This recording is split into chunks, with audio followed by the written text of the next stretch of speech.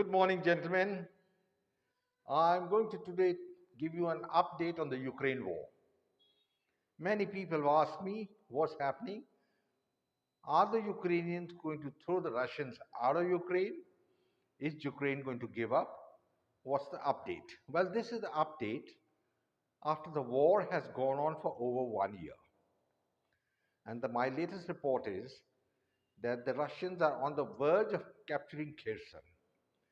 And as on date, the Russians have taken about 23 to 24% of Ukrainian territory, with a lot of territory which consists of a strip of land which is almost 700 kilometers long and about 80 to 100 kilometers wide. That's a lot of land which they've captured. And the Ukrainians are fighting, but they're falling back. Why the Russians did win? There are two reasons for it. They didn't launch an all-out offensive. There's no strategic bombing of Ukraine. It's a land battle, basically, or a missile war, as the Russians are inching forward, but they're suffering heavy casualties. Now, I'd like to quote General Mike Milley, who is the Chief of Staff of the United States Army. He's a four-star general and the senior-most general of the U.S. Army. General Mike has said in a press conference yesterday in the presence of General Austin, who is the Defense Secretary, that it is not easy to throw the Russians out of Ukraine. That's the first thing he said. It's not something which is going to happen immediately, and the war will continue. He's, however, made a suggestion that the only way the war can end is in case there is a diplomatic solution. Now, here the top general, in his opinion, and these are the suspected because he's the man leading the American charge. He knows what's happening in Ukraine. And so many people are talking that the Ukrainian army is doing this thing, is doing that thing. Ukrainians are having a great time. The trams are running. People, it's normal in Kyiv, all that. Take it with a pinch of salt. Even during World War II, London had its bars and clubs running. There's no problem, though there were air raids over London by the Luftwaffe. So what does it mean? It means that life goes on, and that's what's there for Ukraine. But Ukraine is lucky. The strategic bombardment, which is so essential in war, is not there. Hence, they are surviving, and they are pushing forward with the help of the Americans. That's what they're doing, pushing forward. They're getting plenty of good weapons.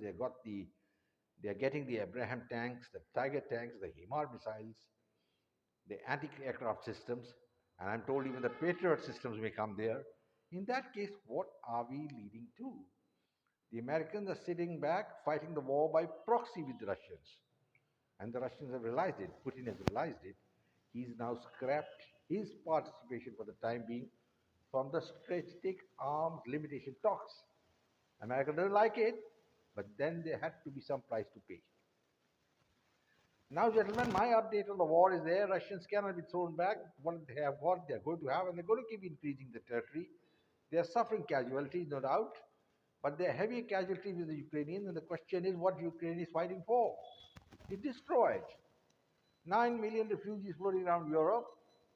The grandeur of Europe sees to exit, no exports, no foreign kin.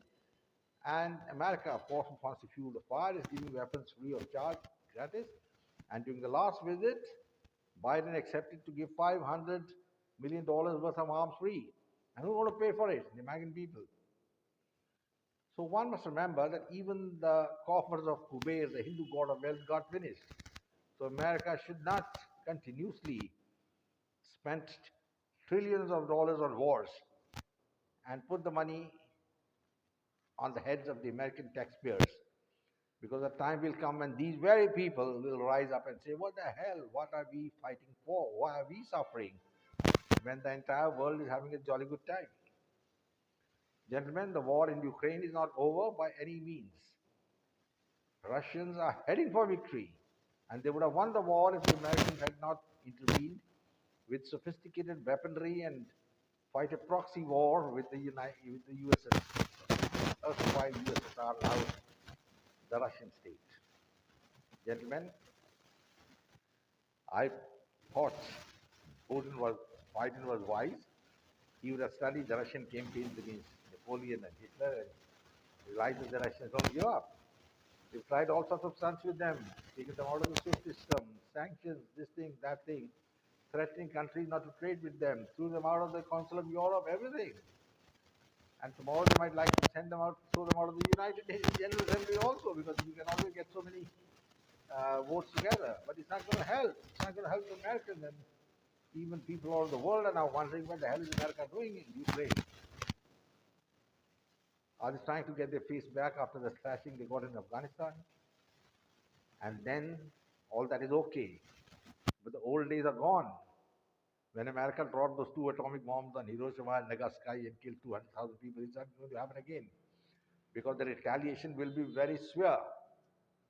I hope it doesn't happen, and people shouldn't forget that the epicenter of the last two wars, world wars, was Europe.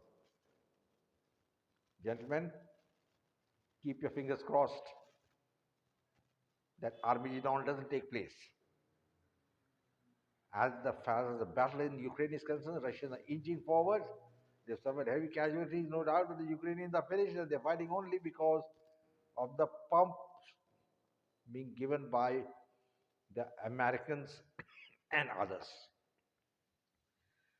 Let's see. I'll give you my next update later and let you know whether the Russians advance further or no. Thank you, gentlemen. I close now and say goodbye. Take care. Jai Hind. Glory to India. Do subscribe to my channel, share it with your friends, and don't forget to like it. Bye bye. Take care. God bless.